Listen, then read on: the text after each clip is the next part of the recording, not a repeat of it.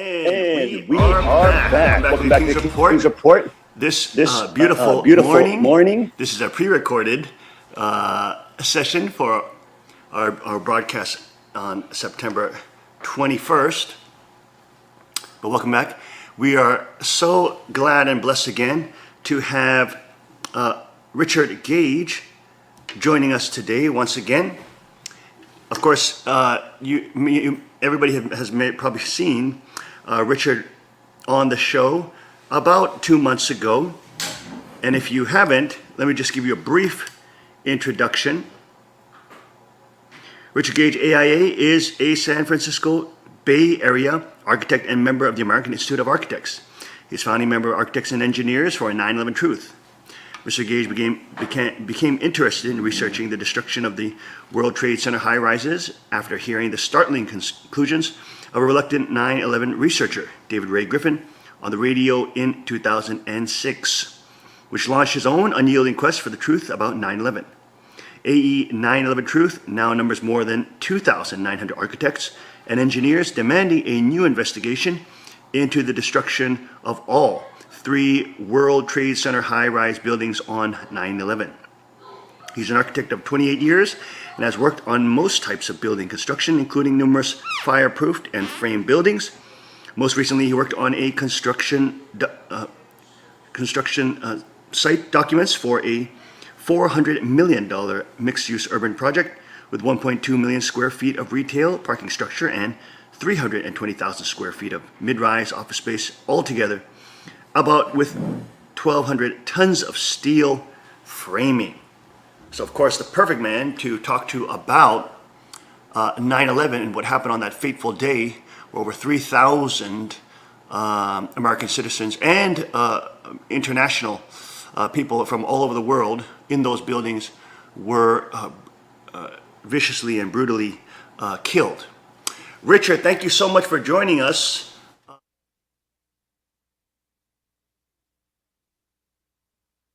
Be on your show, and I really appreciate the opportunity to share with your listeners what really went down that day. Well, the honor is all ours. Help us break down what really happened on that building, on that day, with WTC 7 and the Twin Towers, and just help us remind us of the scenario that we all experienced on that day, 9/11. Yes, the 2,900 architects and engineers that I represent have signed a petition calling for an investigation of all 3 World Trade Center skyscrapers on 9/11. And you refer to Building 7 as if most people know about it, but I was just shocked to learn, I didn't know about it for 4 years afterward, and I was shocked to learn that most architects and engineers know nothing about the 3rd worst structural failure in modern history. The American Institute of Architects didn't tell us about it. The American Society of Civil Engineers, who is the host association for almost all structural engineers in this country, didn't tell their members about it. So most structural engineers didn't know that the worst structural failure, other than the Twin Towers in history, it happened right on 9/11, and this plane wasn't hit by an airplane. About 5:20 in the afternoon. This building, after witnesses hear explosions, it suffers a complete and catastrophic collapse straight down, uniformly, symmetrically, into its own footprint at free fall acceleration, as fast as a bowling ball falling off the side of this building. The whole thing comes down top to bottom in under 7 seconds. Wow. Now, this is in the exact manner of a classic controlled demolition. And you show this to architects and engineers, and they go, wow, that's a controlled demolition. When did that happen? And we say 9/11. And they go, what are you talking about? Wow. So we start the conversation right there. Wow. So people are actually very shocked. You actually start with showing that picture. They say it's a classic controlled demolition. And then you tell them on 9/11, my goodness, that must blow their minds. I've heard just people even seeing that footage, trying to make all manner of, honestly, I'm not even an architect. I don't know anything about controlled demolition other than comparing it to, we're just complete laymen here in terms of the science behind it. But it's just so obviously falling at the same rate. It is so symmetrical. It disappears into its footprint. I mean, why is it that people are trying to say it's because of this reason, or it can't be controlled demolition because it's this or that? Is it cognitive dissonance? Is it psychologically too hard to handle that this could be an orchestrated event?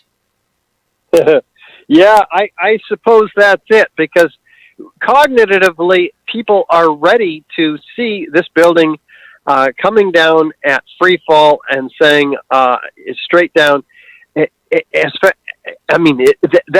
a controlled demolition. They've seen the old hotels in Las Vegas, for instance, so they know. But then you introduce the fact that this happened on 9/11, 7 hours after the Twin Towers came down, and it had a few small scattered office fires in it, and they all of a sudden go, oh, and they just stop thinking, and that's not good. We've got to have people realize that we have been lied to. NIST, the National Institute of Standards and Technology, was tasked by Congress to explain all three of these major skyscraper collapses to the American people. And what did they do? 7 years later, they've been fumbling this football and finally come out and say, normal office fires brought this building down. Now, wait a minute. First of all, normal office fires, or any office fires, have never brought down a skyscraper in the history of skyscrapers, 100-year history. Not before 9/11 and not after 9/11, but on 9/11 we have three. We're talking about the... Richard, we just lost you on the sound. We're going to take a short break. We'll be right back after this. Stay with us.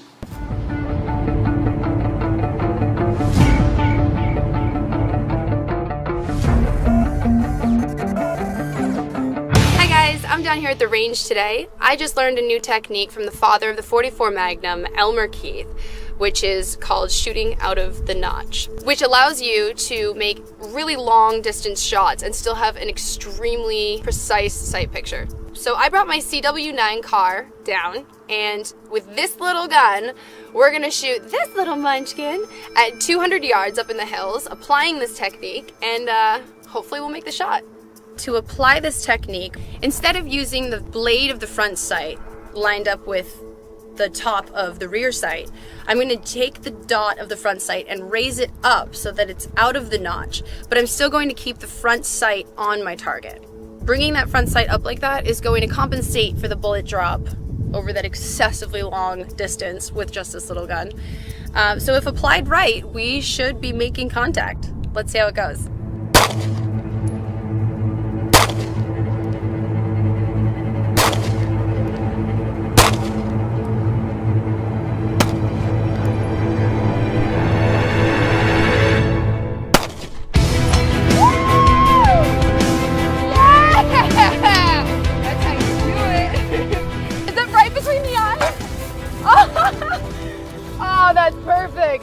I saw this shot, so I'm a little bit out of breath because you gotta run to make sure that is what I thought it was, and it was. So while making this shot, from that distance with these white dot sights, it literally would cover the entire target. You couldn't see what you were shooting. So using the Elmer Keith technique, you were able to raise it out of the back notch. I can't breathe. Out of the back notch, allowing you to keep your accuracy, aim, and also still see the target, which is key because it was a hard shot, not gonna lie. But yeah, it went great, and Elmer knows what he's talking about. And for such a small gun to be able to take that hit, I'm very impressed with this. All right, guys, be sure to like and share, and I'll see you out on the range. That was awesome. Hey, can I try that one? Yeah, let's do it with the 380. Does everybody have eyes and ears?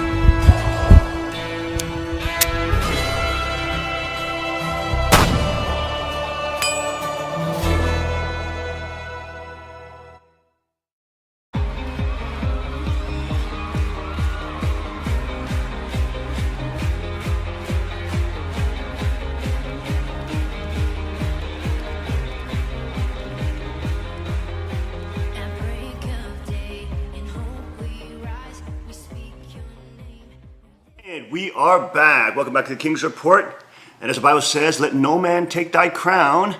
It's so important that the people of God are standing in their proper position as co-heirs with Christ, with the rod of iron and your crowns, understanding that our sovereignty comes from sovereignty, and liberty, freedom, and human rights come from our Creator. Now let's get back to Richard Gage. I always call you Dr. Gage, Richard, for some habit. But can you go into a little more? You were speaking about the symmetry when we lost the audio there of World Trade Center building number 7. Yeah, this is extraordinary. The fires, the official cause of this 47-story skyscraper's collapse, fires would have to remove all 80 columns virtually at once in order for this building to come down symmetrically and at free fall. So how does that happen? Fire's an organic process, moves through a building every 20 minutes or so looking for fresh new fuel sources and moving on. Any building that comes down due to fire, and no skyscraper ever has, but and there's been 100 examples of skyscrapers that have been much hotter, larger, and longer-lasting fires. But say in a wood frame building, the building would begin to fall in stages. It'd begin to fall over to the path of least resistance. So the evidence also is very clear in terms of what's left behind in the residue. Extremely hot temperatures exceeding what normal office fires can get to. We're talking 2,800 degree temperatures that are found in here by first responders, structural engineers, and iron workers. And the overflights by NASA shows 1,400 degree surface temperatures. There's no fire on the surface of this pile. We're talking about temperatures much hotter, way down below. And they said it's like a volcano, molten steel flowing down the channel rails, like in a volcano. They don't see this type of attack on the steel, which is documented in FEMA's May of 2002 building assessment report on this building's collapse.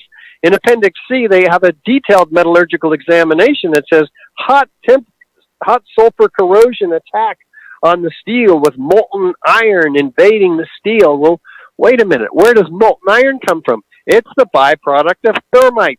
Thermite is an incendiary used by the military to cut through steel like a hot knife through butter. And sulfur is added to thermite to become thermate, much more effective at cutting through steel. So that's where the sulfur could have come from. They have no other reasonable explanation for that, or the elemental molten iron, not steel, but elemental iron. So all of this adds up to completely pull the rug out from underneath the official story of this building's collapse.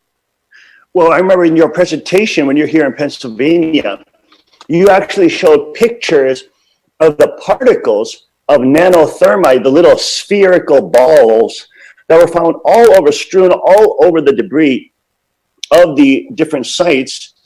And also you showed video where there was molten lava, like molten steel, pouring out from different parts of the building. Now we're talking about the Twin Towers, I believe. Tell us a little bit about what is so shocking about the Twin Towers, which are even bigger than building number 7, collapsing straight into their footprint. Yeah, they're at least twice as tall. And you're absolutely right. There's molten iron pouring out of the South Tower minutes prior to its collapse. Oh, and we know by its color how hot it is. We're talking 2,800 degree temperatures Fahrenheit. This is 3 times hotter, 4 times hotter than those fires could ever get to in the towers at the time of the collapse, because the jet fuel itself, which doesn't even burn hotter than 600 degrees Fahrenheit according to its manufacturer in open air, but it burned up 90% of it's burned up outside the towers. The rest in just 10 minutes, according to NIST. It's just that the jet fuel kind of lit a fire. And then we have normal office fires in the towers as well after that, with a few damaged columns from the plane. But it's a very similar situation. We have witnesses that, again, hear explosions before the onset of the destruction of the Twin Towers, hundreds of them in that case.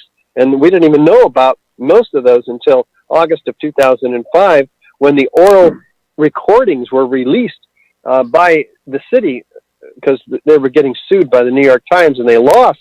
Now in August of 2005, we have 156 witnesses of explosions and pop, pop, pop, like firecrackers all the way around the building. They're saying like a belt. And so this happens, and then the tops of each of these two twin towers above the point of jet plane impacts descends very similarly to Building 7, straight down almost uniformly, symmetrically almost, but at near free fall acceleration once again. It's as if all the columns gave way yet again at once. And so then what we see after that, after this top part kind of liquefies and just telescopes down on itself, we then have a series of explosions heard again by the first responders, which then followed by the lateral ejection of 4-ton structural steel sections sent out at 60 to 80 miles an hour and landing 600 feet in all directions, thousands of them. There's no pile of core columns or floors, by the way, at the bottom. There's just a 2-story pile of miscellaneous metal and a few columns. But we're looking for 110 floors. And each of these should be, in each of the Twin Towers, there should be a stack of 110 pancakes that are broken up, certainly. But we don't see one. All we see is this 2-story pile or whatever it is. No concrete down there. It's just not seen. But if you watch the videos, what you'll see is massive pulverization of 90,000 tons of concrete flooring in this building, which is pulverized and sent across river to river across lower Manhattan in a 4-inch thick blanket. It's absolutely incredible. This is all 30% of this is concrete, these dust.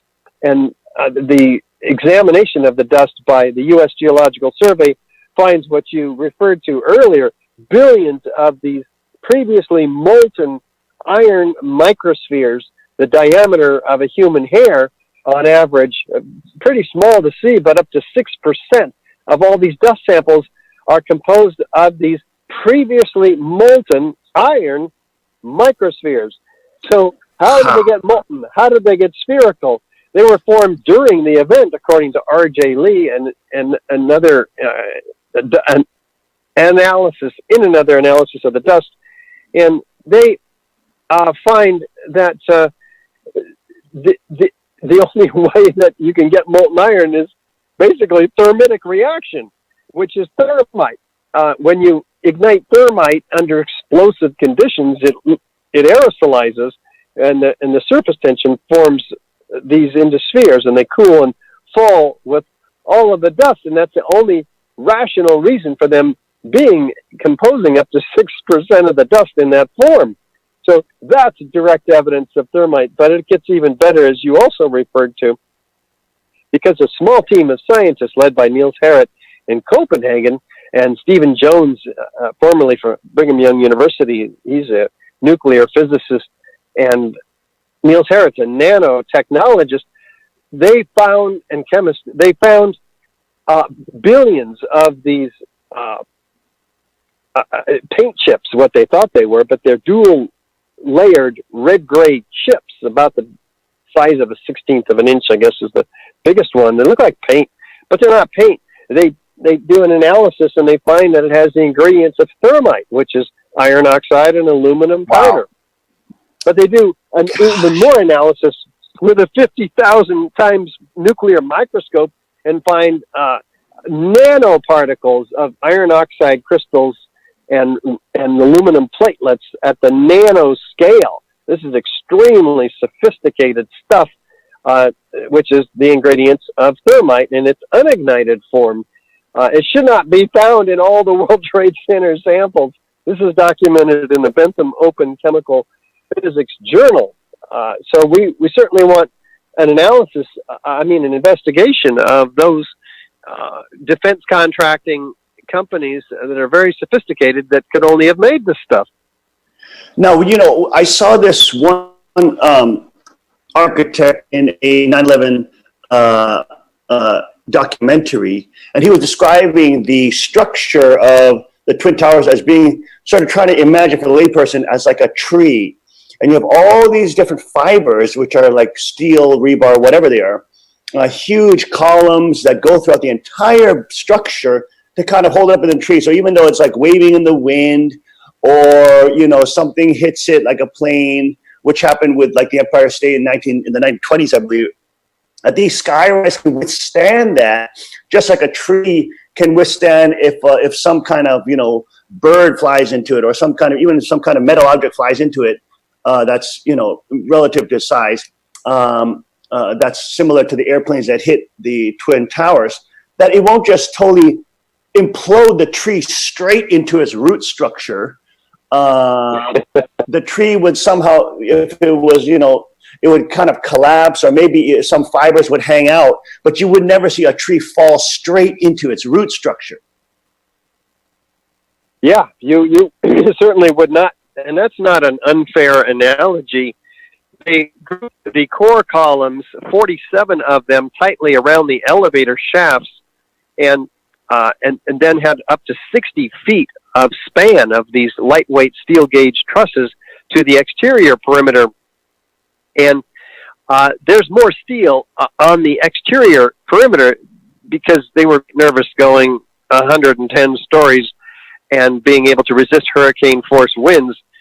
So the lateral capability, the lateral resisting capability of this structure was taken up by the exterior exoskeleton in a Varendale truss with horizontal and perpendicular elements welded and bolted to each other.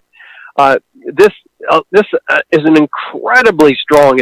They could take 20 times the live loads presented to it, and yet it fell at 2/3 of free fall acceleration, as if all of that steel, more steel in the perimeter structure of this, in the perimeter facade of these buildings than glass.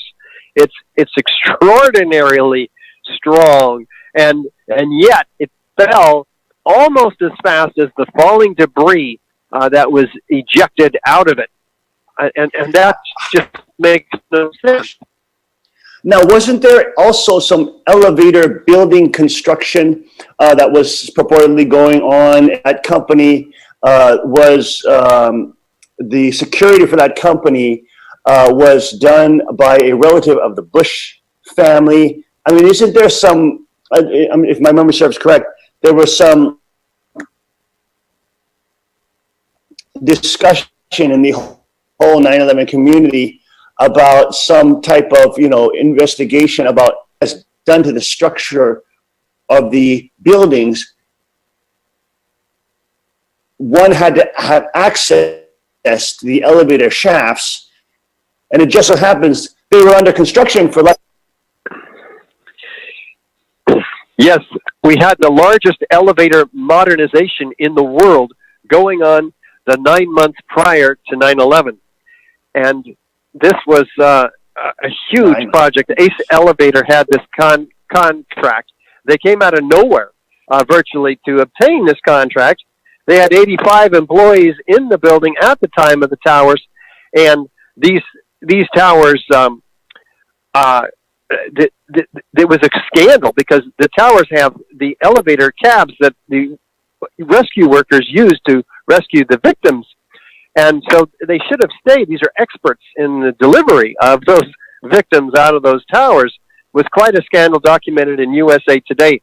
But yes, this 9-month period of construction could have given an undercover operation the opportunity to place shaped cutter charges in the interior columns and beams in this building. So we certainly want an investigation of not only Ace Elevator, but as you suggest, the security companies, Securicom, Stratosec, who had the contract, curiously enough, up till the day of 9/11. So, yes, Marvin Bush was indeed on the board of directors of that security company. So, yeah, let's investigate. Let's have a real investigation and answer all these questions. Because, what's so shocking is even my brother Justin was talking about this on Sunday. He was mentioning that his kids who are still in public school, they're kind of getting the whole NIST message about when they study American history, that there was 9/11, Osama bin Laden, all this kind of thing. And of course, your organization doesn't speculate on who may have done this, but we're talking about, if you had to get access to the World Trade Center buildings, if you had to put thermite shape cutter charges all over. I mean, you're talking about somebody with tremendous clearance, somebody with tremendous connections. It could even be multiple organizations, but who has that kind of ability to have access to shape cutter thermite? One of the most important buildings in New York City, in Manhattan. Great question, and I don't know the answer to that. We we're talking a very high-tech, sophisticated form of thermite that was applied in liquid form, at least probably on the underside of the floor slabs, an incendiary which is engineered to become more explosive, because in this nanothermite, the extremely small particles geometrically increase the surface volume, adding much more explosive capabilities to thermite. And we don't know exactly how it works or even really who makes it. We do know that NIST themselves had involvement in the development and research of nanothermite, as did SAIC and other defense contracting firms. Foreman Williams came from SAIC and brought into the NIST investigation to help direct it. So he was certainly capable of finding high-tech nanothermite that his firm had at least a hand in developing too, along with Los Alamos Lab and Lawrence Livermore Lab. There are patented devices which use standard thermite. They're patented prior to 9/11 as well.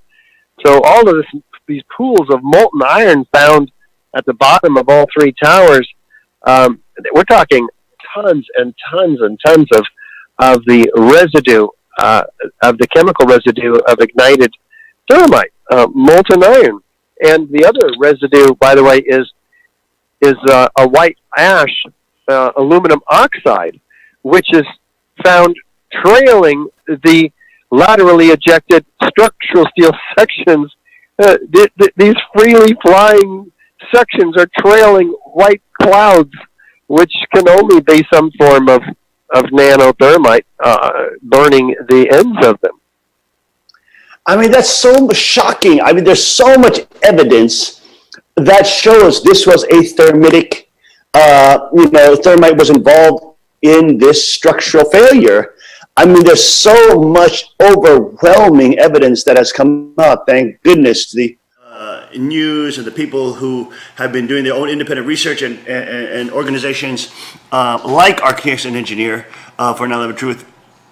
But this has been so, how can NIST continue to double down on their almost preposterous claim that this is by office fires? That is incredible. All they have to do is put out the initial report and stick by it. They don't have to answer questions continuously, even though there's a growing body of the public calling for a real investigation. They can just kind of hide behind their walls at the NIST complex and pretend it's not happening, because they simply, if they have to put out anything, their PR machine simply says, we stand by the official reports, and they wave their hand and call us conspiracy theorists. So they have the upper ground here, particularly given the support they have by the mainstream media, which is not and has not shown the truth on 9/11, not even the descent of Building 7, with 3 or 4 exceptions on mainstream television. So people don't even know about that. It's What's so so ironic obvious. about that? BBC is reporting while WTC 7 building is falling down, and they just said like 10 minutes before, building 7 has also, been attacked and has collapsed. And then it's still standing there, and then it actually falls while they're broadcasting. Oh my gosh. Have you seen this? Yeah. Have you seen this? They apologize for this grievous. Yeah, they apologize for this grievous error, citing the confusing events of the day. What does that make them psychic? This just doesn't happen in a real world. Oh my goodness, that is absolutely incredible. We'll be right back after the short break with more with Richard Gage, Richard Gage, AIA. Stay with us.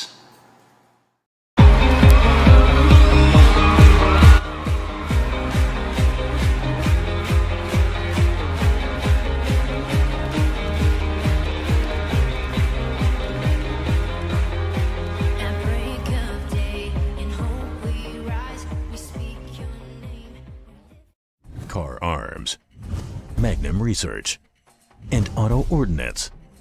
The Car Firearms Group. With a diverse product line that blends American craftsmanship with cutting-edge technology. It's no secret why gun enthusiasts choose Car Firearms Group. From the Desert Eagle and Baby Desert Eagle made famous by Hollywood. The history of the 1911 and the Tommy gun. To the best in compact concealed carry. Car Firearms Group is not only the first name in personal defense, it's a name that has earned the respect of gun enthusiasts around the world. Concealment, innovative technology, value, accuracy, and history. Car Firearms Group. Made in the USA. Visit car.com today.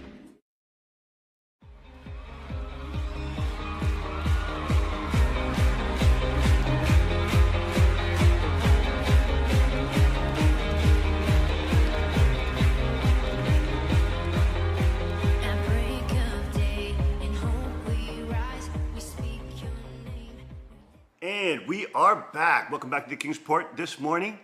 Joined today in a pre-recorded session with Richard Gage, AIA, Architects and Engineers for 9/11 Truth. Richard, we were just talking about the Twin Towers. Now, you did mention in the beginning that you had a trip down to Washington, D.C. What are some of the updates in terms of your work and pushing forward for a true investigation of what happened on that fateful day, 9/11? Yes, well, one of the 3,000 people almost who were murdered in an explosive demolition of these towers was Bobby McIlvaine. And his father, Bob, is really upset because he's seen this evidence backwards and forwards. His son, Bobby, in fact, was blown up. He wasn't burned. He wasn't in the collapse. He was actually retrieved before the building came down. The lobby exploded in both of these buildings, and there was glass. His whole face was blown off, and it was really quite How would that happen with office fires? That is.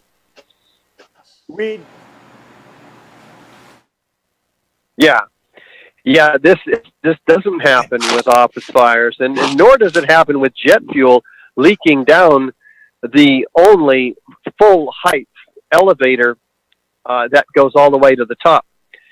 It makes no sense.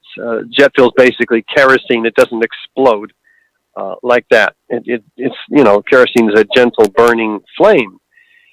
Anyway, Bob has spearheaded a legislative effort to get a real investigation into the destruction of not only his son's life, but on behalf of all the other family members. So this is draft legislation that would impanel a select committee in either chamber, House or Senate. And we spent the week in Washington, D.C., first kicking off a press conference, which was aimed at the press to get them to realize that there's real evidence here, and 2,900 architects and engineers are demanding a new investigation, and now so is a pissed off parent. We took this draft legislation then, following that press conference, to every member, 535 members of Congress, senators, and congressional reps.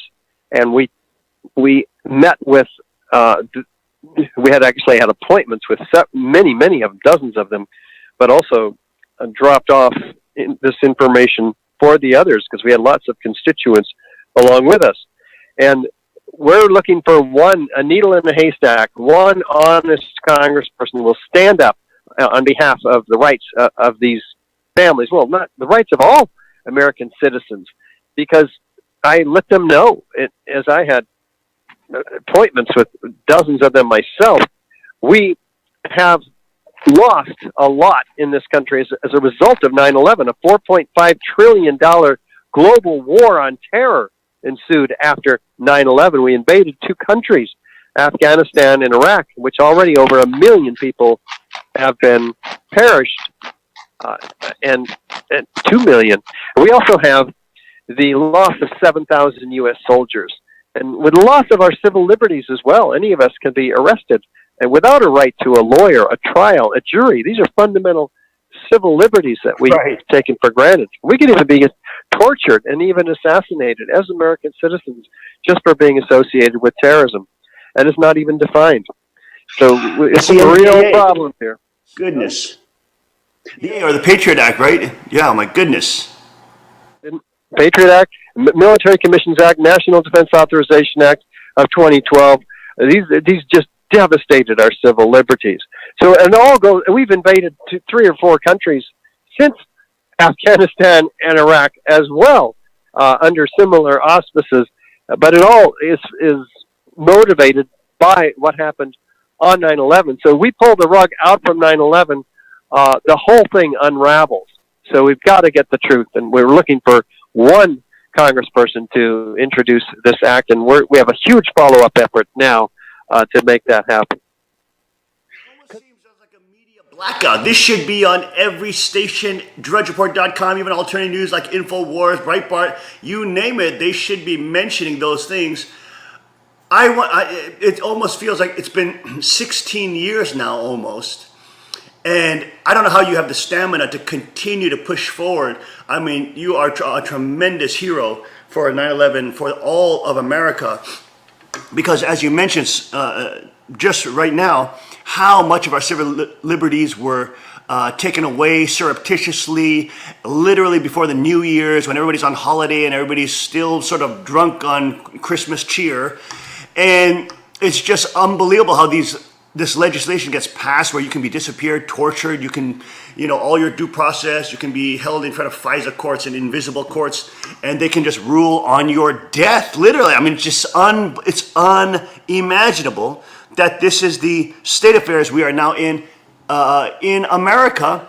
And it's almost like our congressmen and women and senators don't want to touch this because it's 15 years ago, or 16 years ago. And it just feels like, I mean, how do you get through spiritually the feeling of just like running into wall after wall and people and different organizations not bringing this to light when we had 3,000 Americans and foreigners as well killed on that day? Great question, because, this is an uphill battle, and I had no idea when I started in 2006 after hearing David Ray Griffin on the radio, who's written now 10 books on the subject of 9/11 truth. And I was just to hear this information. I was a Reagan Republican, waving my flag, wanting to go into Afghanistan and Iraq and get those, who did this to us. And boy, was this a wake-up call. I mean, it was like a 2x4 over the head. I could hardly have imagined that there could be a lie this big that would have caught me by surprise. And 80 or 90% of Americans and those around the world were just caught up in this overwhelmingly executed scam, a false flag operation. False. That's when one country attacks itself, blames it on another as an excuse to go to war with them, which is how every war has been started. But after I realized the enormity of what we're up against, I started shifting down, into second gear, first gear. I'm like, oh my God, we better pace ourselves. This is going to be years, not months. At first, I just thought everybody, especially since I took this information in a slideshow to the 15 architects that I worked for, who thought I was nuts after a couple of months after 2006, and I was talking to them, and they go, "What, are you crazy? Are you a conspiracy theorist?" But I bought them pizza, made them sit down in this conference room, and showed them the information. So once they saw the actual information in our presentation, which is on free on YouTube, people can just Google our landmark documentary, 9/11 Explosive Evidence, Experts Speak Out. Then they all agreed. And they go, oh my God, you're right. These are controlled demolitions. They signed my petition, except for my boss, who was Middle Eastern, didn't want to be caught up in getting investigated. But that gave us 16 architects and engineers for 9/11 Truth. Now we have 2,900. So yes, we're swelling, and I've been now in 43 countries, over 100 American cities, 600 presentations, and I guess that's just what it takes. Reverend Moon, we're up against dark forces here that have taken control of people's minds, and the media and the government has somehow gotten control of the narrative and the cover up of the crime of the century. And boy, are we having to pull teeth to unglue people from their preconceived notions and worldviews. Wow, like that's the crime of the century. Now, you're a godly man, and of course the Bible talks about that we stand not against flesh and blood, but against principalities and powers and rulers of the darkness of the world and spiritual wickedness in high places. There's no doubt that there is a spiritual force behind, and you could call it Satan, you can call it Lucifer, you can just call it evil, behind this type of unbelievable atrocity, the crime of the century.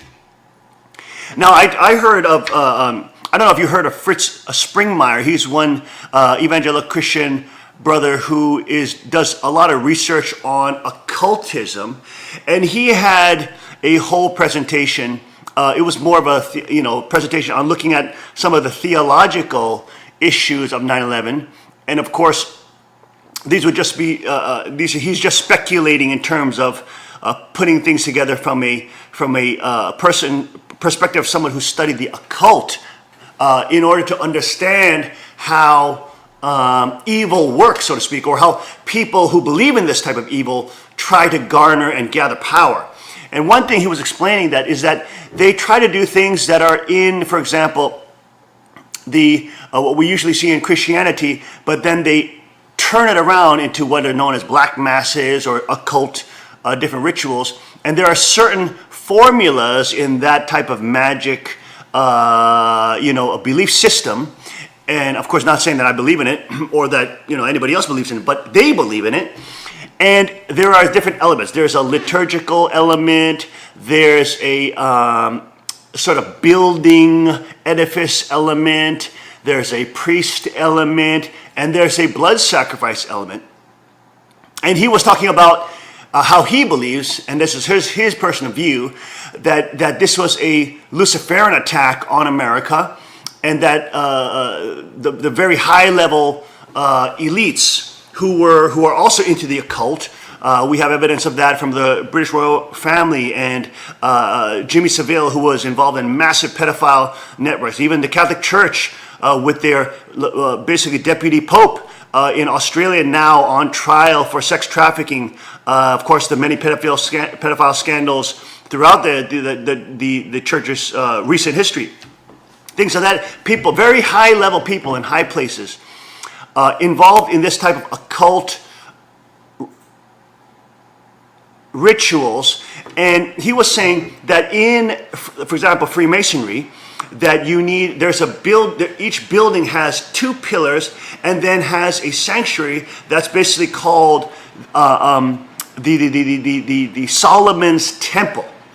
And he was saying, look, in what happened in 9/11, you have the 2 pillars, or the 2 towers that represent pillars. They went down, and then you have the building behind that, World Trade Center number 7. That was called the Solomon's Building, and that symbolized the edifice element of a ritual.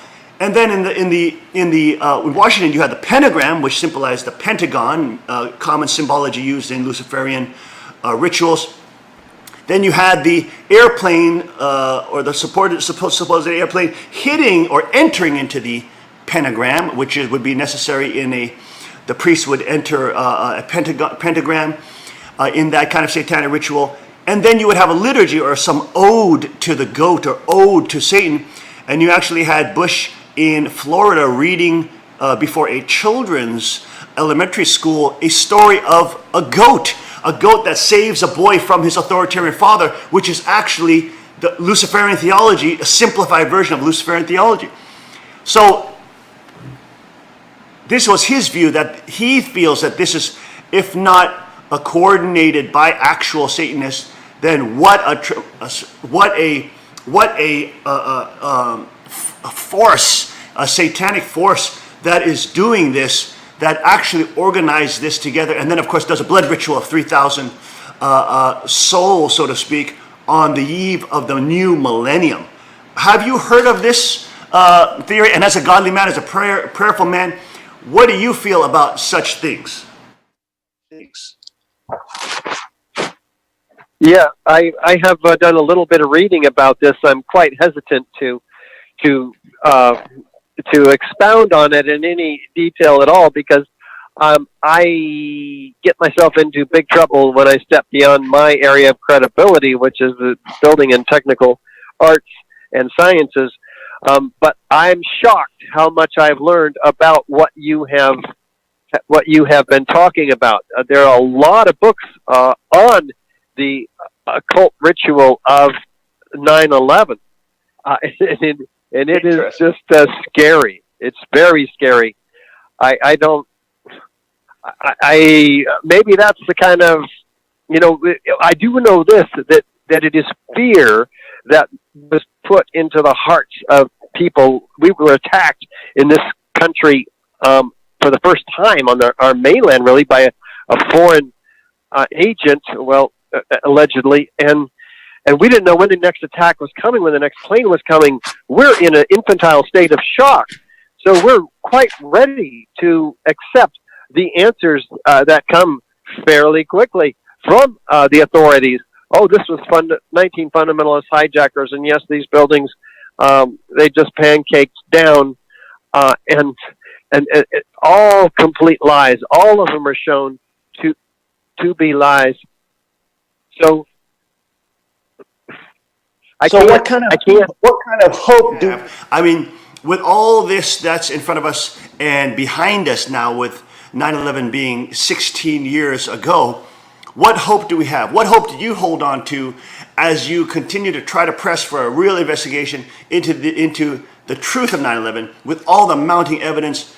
I mean, give our listeners a sense of how you get up each day and fight these untruths that are told. Well, I think that's a great question, because I have to rely on something that's a lot deeper than I've had to rely on to get through my architectural career. That's for sure. I mean, we are up against a massive psychological barrier, dense.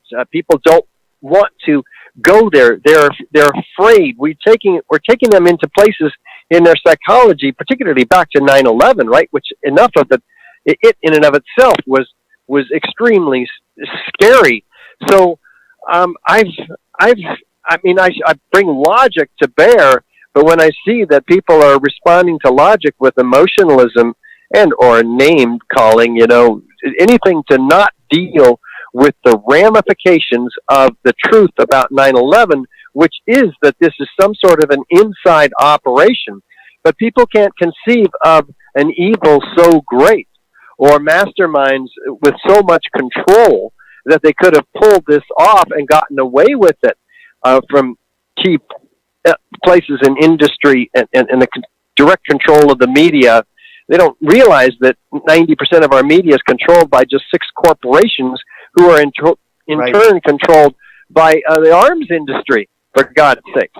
So it's scary. I go into stillness every morning, and I listen, and I'm quiet, and I'm with the presence of God every morning. That's the only way I can do it. Well spoken by a true patriot, Richard Gage, AIA. Thank you so much, Richard, for joining us this morning once again to give us updates on your so important work. You are a true American hero, a patriot, and not only gathering all the experts together to push forward. You have tremendous endurance. We are praying for you and your work. Thank you so much for all that you are doing for this country and for the world and for truth. God bless you. Godspeed. We are with you in prayer. Whenever you're in town, we should get together and talk some more. Thank you so much, Richard, for being with us today. Absolutely. Thank you, Reverend Moon. God bless you. God bless. Thank you, Richard. And we'll be right back after this.